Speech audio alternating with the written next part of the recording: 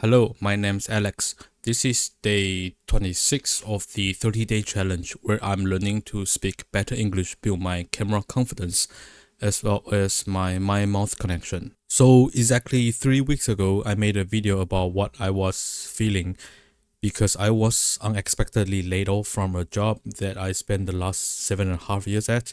And in that video, I said that I was kind of excited because I'm finally sort of venturing into the unknown and starting over again. It's been 3 weeks, and I thought I will give an update before the end of this challenge and share some of the things that I learned along the way.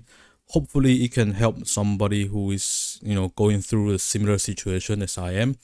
Or if you still have a job, I'm sure some of the things that I will be talking about can be useful to you. So let's get into it. Firstly, I know it is kind of a cliche, but I have to talk about it. Get your finances together, man. Like, build an emergency fund of 3 to 6 months in savings, not in investment, but in cash, because you never know when you are going to need it. Like for me, I only started to learn to save money, learn about personal finances a couple of months ago.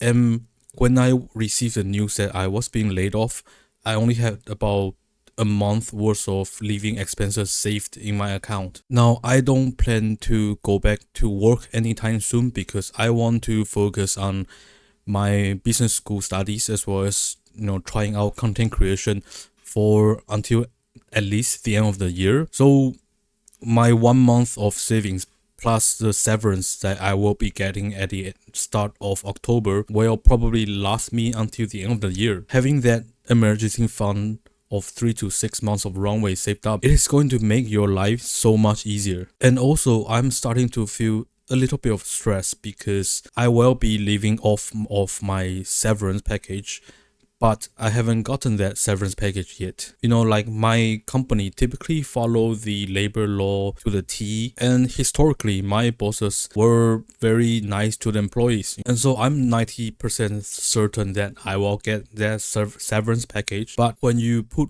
your face in somebody else, there's always risks involved. So that brings me to point number 2, which is know your rights, man. Know the local labor laws.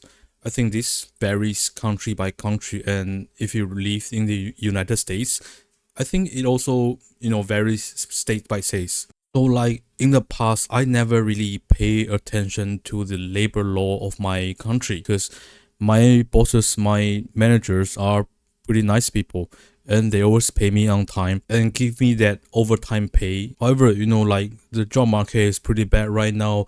AI is replacing a lot of jobs and companies are trying to cut costs. I have known a lot of people who were also getting laid off. And I've been hearing that some of their companies, they are just not following the labor laws.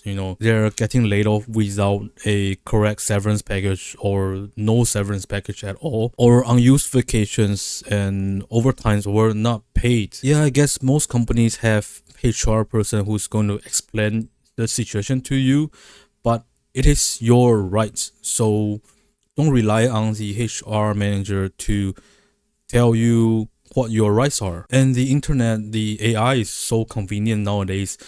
Just use the free version of ChatGPT and ask about the local labor laws and read up on it. So the third lesson is something that I don't see a lot of people talking about on the internet. Your external contacts is your assets. What I mean is that, a lot of jobs require us to work with external vendors, external partners. Now, a lot of times, right, these contacts, their emails, their WhatsApps, their phone numbers, they are stored on the company's Slack or Teams or whatever, and most of the time they are your assets as well. Now, this may not be universal thing. Every company, every country is different, or you may have signed an NDA or whatever. So check with your companies and the local laws.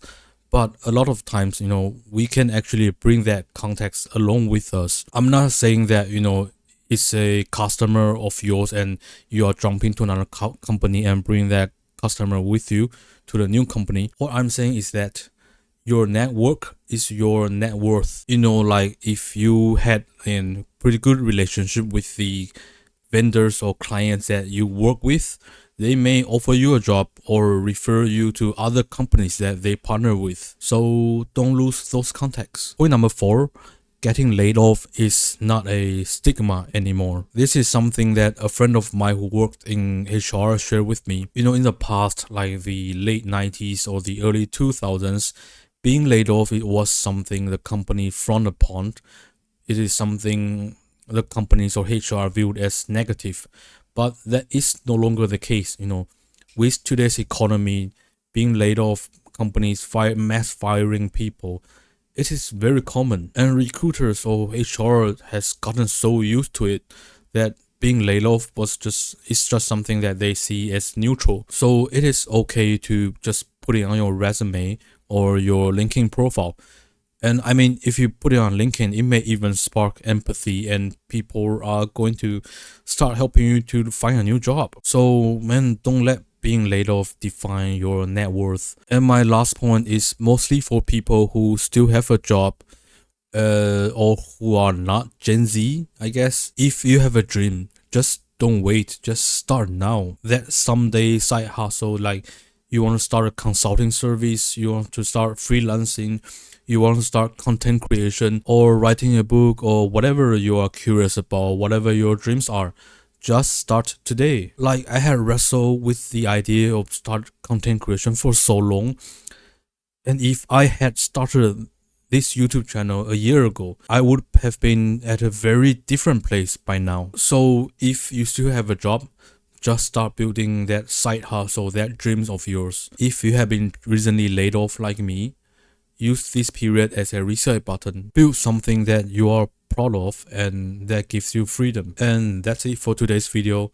Like and subscribe, and I will see you tomorrow.